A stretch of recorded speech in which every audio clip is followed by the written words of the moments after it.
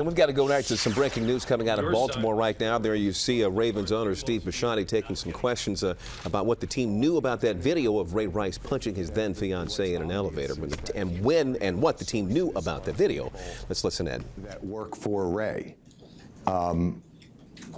Almost everything in there is anonymous, but it's clear from the subject matter that it's Ray's attorney, it's Ray's agent, and it's Ray's friends. And, you know, they are building a case for reinstatement. And the best way to build a case for reinstatement is to make everybody else look like they're lying. So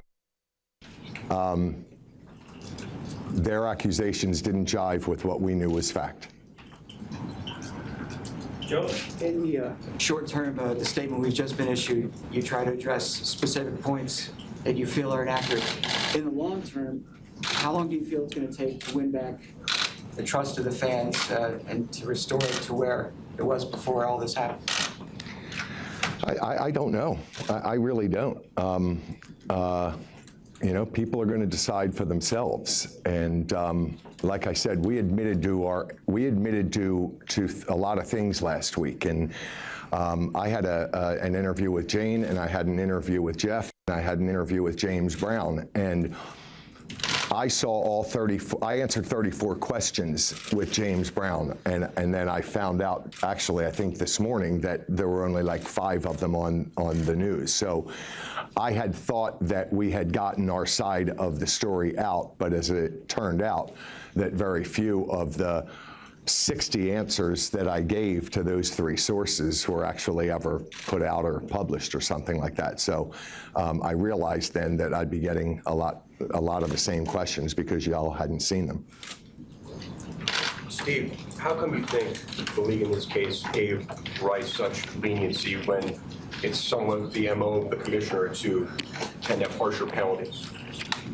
You know, that's a good question, but history has shown that 2 games is the largest suspension for domestic violence in the league. There might be 1 game in some instances, but 2 was the max. And so I was expecting a minimum of 2, and I was expecting a maximum of 4 to 6 at the time, because that's what was being relayed to me was the typical suspension.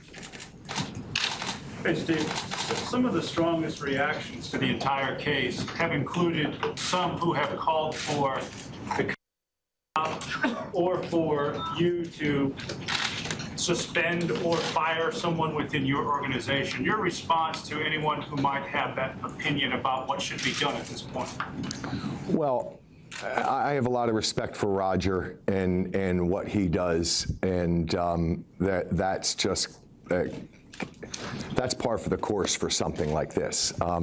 I think when Mueller's done his investigation, they're going to see things that they can do better.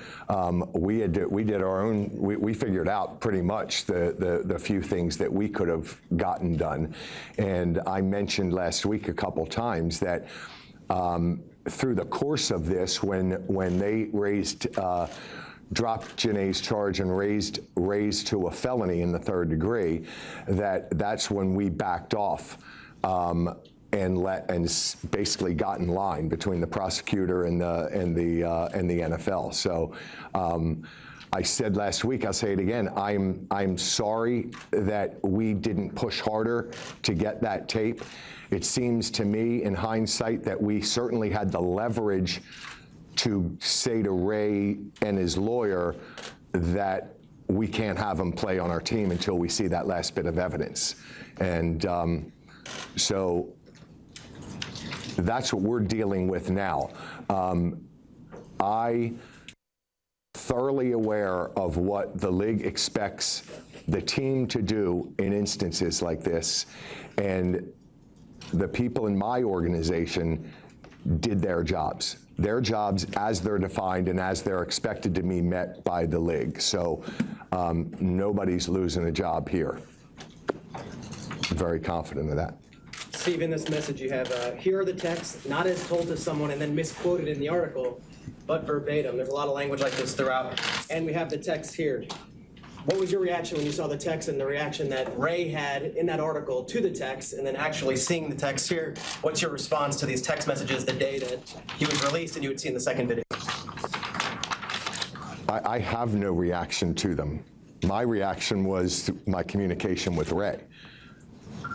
I have no reaction to my own text. The reaction that I had to one of his friends saying that he couldn't believe his eyes, I think that the facts speak for themselves, that story was manufactured to try and tie my promise to take care of him down the road as hush money. Let me say, if I cut a guy making $6 million a year, if I'm promising him to be by his side and hire him for $100,000 a year 5 years from now so that he can help Harry Swain in our player development department, if that is considered worthy of him going along, I find that rather absurd, because it would take him 250 years to make back the $25 million that I took away from him by cutting him. So. Have you had any more text messages with him? We're listening to Steve Bisciotti, owner of the Baltimore Ravens, coming out to answer questions rather that have arisen after a report by ESPN coming out over the weekend that he did know more about the Ray Rice incident in the elevator than he let on earlier. He said here today he's sorry that he didn't push harder to get that tape, and also he says he wished that he had used their organization's leverage to say to Ray and his agent that they were not going to reinstate him until he did get that tape. We'll have more coverage of this press conference coming up a little bit later. Allison? All right.